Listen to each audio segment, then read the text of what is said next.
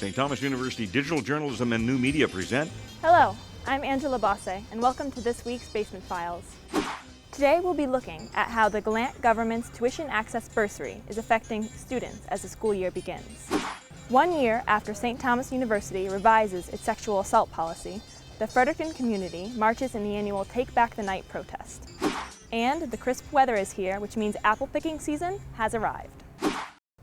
It's been 5 months since the Gallant government announced its tuition access bursary program. While many have been critical, some students receiving free tuition are feeling the burden of debt being lifted already. Sarah Betts with the story.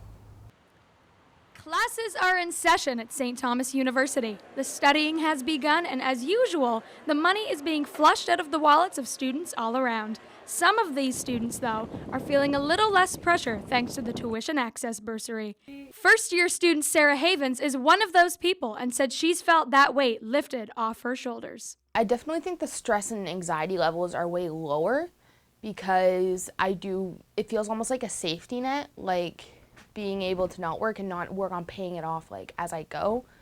The whole part that like I don't have to pay all of it back, that kind of like lessens the load on me, so I don't feel as stressed out.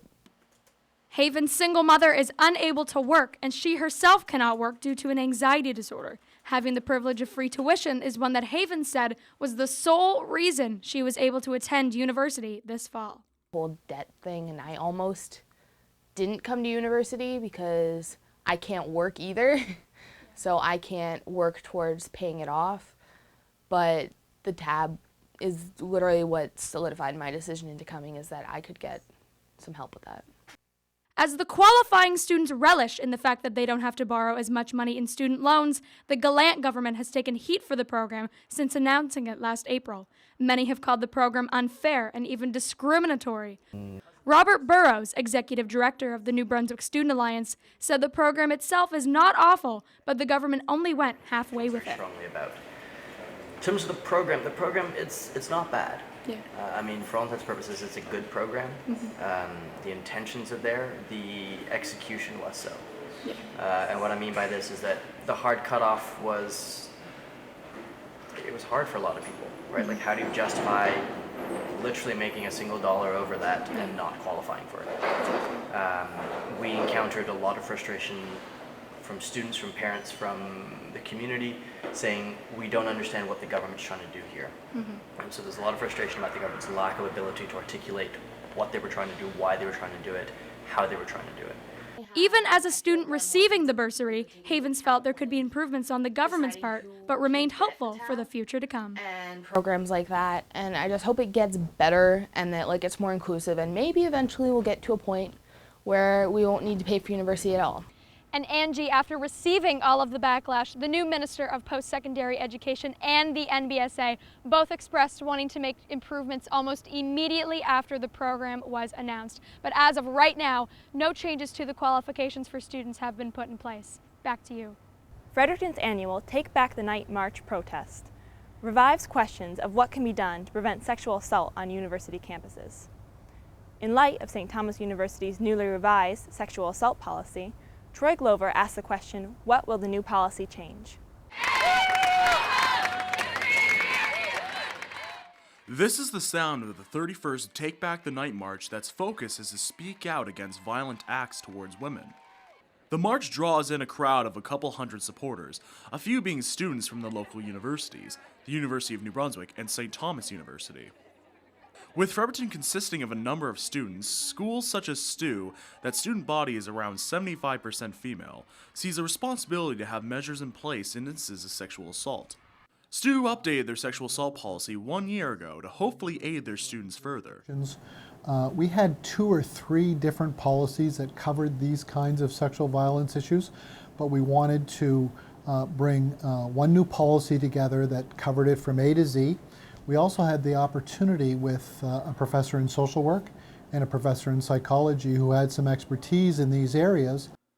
The new policy aims at different stigmas that people have when reporting on instances of sexual assault. It tries to ease some of the insecurities people have that prevent them from reporting on sexual violence. It also includes a sort of Q&A section for frequently asked questions. having one policy, having one document to catch all of the what ifs and the different scenarios that could happen. We don't know if that's going to work yet, but I'm feeling pretty optimistic about it, that there is a good spirit going into the development of those policies, that the people who were involved in developing it had a good awareness of the issue. Currently, there is any number of outcomes, good or bad, that can arise from the newer policy. And so far, the only thing to wait for is the long-term outcome. In light of St. Thomas's new sexual assault policy going on its one-year anniversary, in accordance with the annual Take Back the Night March, both students and non-students work to make a safer environment for all. This is Troy Glover with St. Thomas Journalism. South of the border, the first presidential debate is scheduled to take place Monday, September 26th at Hofstra University in New York State. The debate will be between Donald Trump and Hillary Clinton. Green Party presidential nominee Jill Stein and Libertarian Party candidate Gary Johnson did not meet the polling criteria to be included. The Commission on Presidential Debates sets the standards. It has determined neither Johnson nor Stein have enough support based on selected polls. Both Johnson and Stein have criticized the Commission.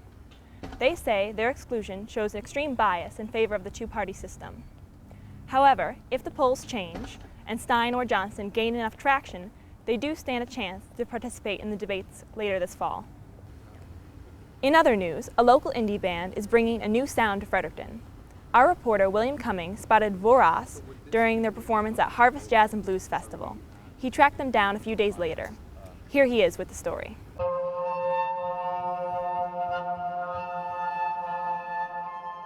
There are a lot of words that could be used to describe a band like Burroughs, but the first one that comes to mind is different.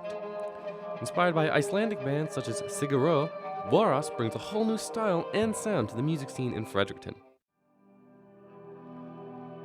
The band's frontman, Alex Tracy Gould, started Burroughs in late 2014 as a way to bring change to his music after experiencing some changes in his personal life. At the time, I had been through a lot. I was supposed to be moving away with somebody that got really screwed up. I had gone through a breakup. Very emotional, very just, I guess, eye-opening time, and just needed change. And Burroughs is kind of what started as a result of looking for change in my music. Tracy Gould started Burroughs as a solo project, but as he needed more instruments and skill sets to produce the sounds he wanted, he began adding more people to the band, which currently has 6 members. Ryan Hanson is one such member. He is officially the band's drummer and producer, but he says that is only a small part of what he does. I'm a mixer, I'm a producer, an arranger, composer, musician, and I can do some of the business stuff too. The band is currently producing their self-titled debut EP, which is due to come out September 30th, with 4 original tracks and 1 Sigur Rós cover. After the EP is released, Tracy Gould says the band will go into pre-production on their full-length album before playing any more venues. Tracy Gould says that overall, he's happy to be working on Burroughs. What makes me happy is music and playing music and going out there and doing whatever I can with music. Doesn't matter if it's even just if I'm doing the lighting for a show, or like if by some reason I have to do sound. I'm just happier that way. I just, maybe there's not that yield of having a job or whatever after and having a degree, but I'm just enjoying it. This is fun, and that's what I like doing, is having fun, so here I am. Well, there you have it. Burroughs is definitely an upcoming band to watch out for in the Fredericton music scene. Back to you, Angela. A St. Thomas University student and basketball player spent his summer coaching youth basketball in Jessica community. He took them to the Mi'kmaq Summer Games in Nova Scotia. Vincent Jung with the story. On a brisk Thursday morning, Jeremy Speller, the third-year co-captain in Tommy's men's basketball, comes to J.B. O'Keefe's fitness center to maintain his routine workout and start the day by shooting free throws. I've coached these kids in the past, some of them since they're 10, 11, 12 years old, so I've already had that connection with them. So that's been pretty cool. And so 10-hour drive.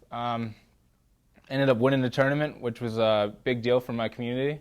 Again, it was the first time my community has been involved in the Nova Scotia Mi'kmaq Summer Games, so it was pretty cool for them to bring back their gold medals, you know, so like the other kids from the community could see it, and the community members, the adults, the elders could see how talented our kids are. Nova Scotia Mi'kmaq Summer Games starts in fall 2009. The goal is to unite with all Indigenous communities and share Mi'kmaq cultures. This is the first time the boys team represent Qiskapigyan in the tournament, and Speller did his job to bring these boys together through basketball. Seeing the kids be that happy, you know, going to another place, some of them never been to Nova Scotia, so for them to go all the way over there. First game, we won with a game-winning shot, so like that right away, it's starting off the journey pretty cool. And just seeing them play well together as a team too. It wasn't like just one individual, you know, doing all the work. It was a collective effort to win the championship. So as a coach, it was just really cool to see everybody have fun and have it all pay off at the end. Now in St. Thomas University, with double majors in political science and native studies, Speller is eager to contribute his knowledge to Mi'kmaq nations and all the First Nations across Canada. A lot of people recognize that Aboriginal field is definitely growing right now. So I know we have one of the fastest growing demographics in Canada, and now that we're becoming more educated, now that a lot of us are going for education, our voices are being heard a lot more. So don't know exactly what career I'll have, but I definitely know that I'll be helping out First Nations in Canada. This is Vincent, reporting for St. Thomas Journalism. Harvest Jazz and Blues Festival has come and gone as usual, but there was something a little different this year. New genres like electronic pop, rap, and indie rock were showcased. Popular grunge bands like Stars and Metric made their Harvest debut, and Canadian rapper Classified drew in a younger crowd. Performance art band March 4th was also in the lineup, playing musical mashups of jazz, funk, blues, and Latin beats. Their troupe included acrobats, dancers, and stilt walkers, and their unique sound had audiences clapping and stomping into the wee hours of the morning. And finally, fall in the Capital Region means it's apple season. People come from all around just to get the sweet-tasting fruit. Chris Robinson has more. Believe it or not, it's officially fall in Fredericton. That also means it's apple season. 40 minutes outside of Fredericton, Hoyt's farm has been growing apples for over 100 years. Eugene Hoyt has worked this orchard his entire life. Well, we're just getting started in the harvest of the McIntosh apples, and it looks like a pretty good crop. Color is a little bit off yet, but when we get some more cooler nights, I think the color will enhance, and it looks like a lot of pounds of apples per tree. It's a full-blown operation at Hoyt's. Eugene brings the apples into the warehouse where they are washed and dried. Although delicious and nutritious, growing apples can be a tough business. There's no university graduate that can teach you this because it's not taught in university, it's taught direct on the farm. School of Hard Knocks, we'll call it. Last summer's climate was absolutely perfect for apple growers. The equal balance of sun and rain made for optimum growing conditions, meaning good, nutritious tasting fruit. So go ahead, take a bite at a fall. For St. Thomas Journalism, I'm Chris Robinson. Well, that wraps up our stories for this week's Basement Files. If you miss a newscast, you can always find it on our website. Thanks for watching. For St. Thomas Journalism, I'm Angela Bosse. We'll see you again in a few weeks.